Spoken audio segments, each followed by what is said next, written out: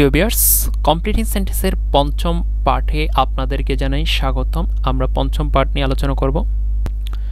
Viewers, তাহলে আমরা এখন পর্ব 14 number rule, it is time plus 2 plus বার অফ 1, মানে ইট ইজ টাইমের পরে শুধু যদি ইট ইজ টাইম থাকে তখন এরপরে 2 প্লাস বার অফ হবে। তাহলে আমাদেরকে মনে রাখতে হবে ইট ইজ টাইম যদি থাকে এবং এটার পর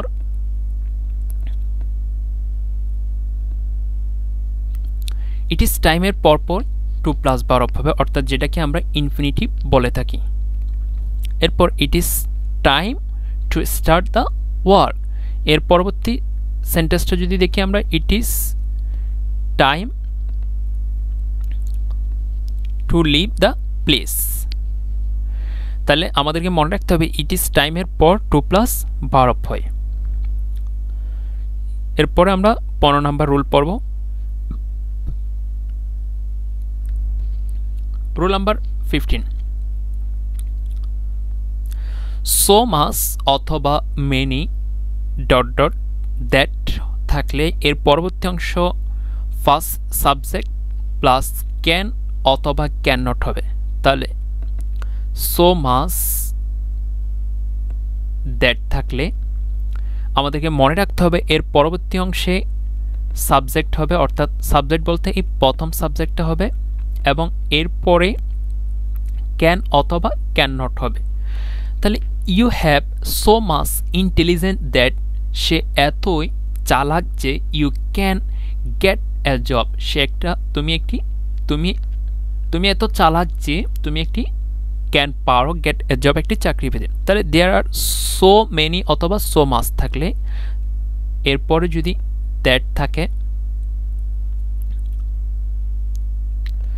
তাহলে সো মেনি অথবা দ্যাট থাকলে, so many dot dot that থাকলে তখন এরপরে সাবজেক্ট এবং ক্যান নট অথবা ক্যান বসে। তাহলে there are so many problems that I can not solve them. আশা করি বুঝতে পারছো। এর পরবর্তী রুল,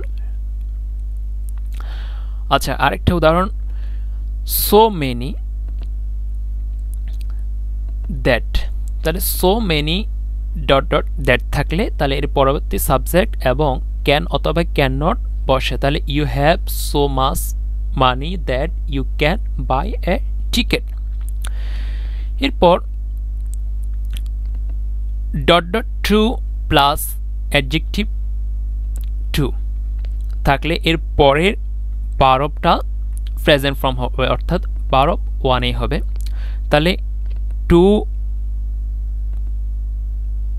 থাকলে তার মাঝখানে যদি অ্যাডজেক্টিভ থাকে এর পরবর্তী বার অফ যেটা হবে সেটা বার অফ 1 হবে। তাহলে the man is too old to work, they are two মাঝখানে হচ্ছে অ্যাডজেক্টিভ, এর পরবর্তী যে টসটা আছে সেটা বার অফ 1 হবে। তাহলে he is too dishonest to, এই টুর পরবর্তী যে বার অফটা আসবে সেটা বার অফ 1 হবে, স্পিক দ্য ট্রু। এরপর আমরা 17 নম্বর রুলে চলে যাব। 17 নম্বর রুলে বলা আছে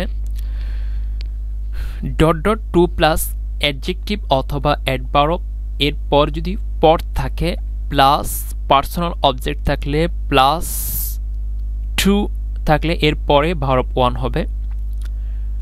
তাহলে আমরা দেখি কি থাকলে, তাহলে the load is too heavy for me to carry.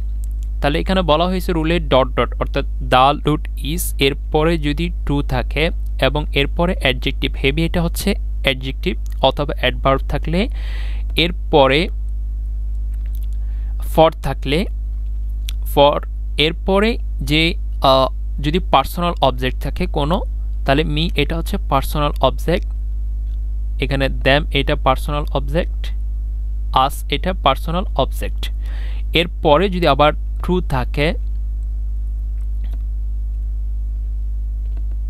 তখন এরপরে বার অফ 1 হবে। তাহলে the load is too heavy for me to carry, the problem was too hard for them to solve. it is intelligent for us to overlook.